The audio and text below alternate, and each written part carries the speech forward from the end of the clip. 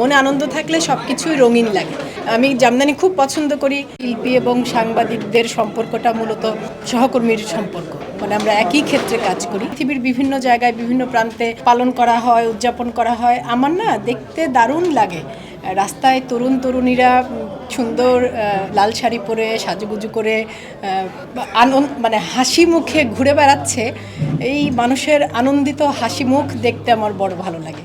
ফাল্গুন, ভালোবাসা দিবস সবই একসাথে।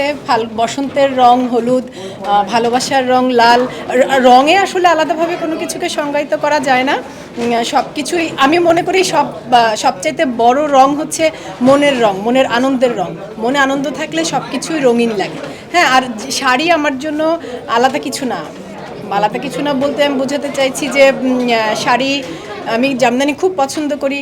আমার বেশিরভাগ সময় আমাকে জামদানি পরতে দেখা যায়। আজকে বেরোচ্ছিলাম, ভাবলাম লাল জামদানিটা হাতের কাছে আছে, পরে বেরিয়ে যাই।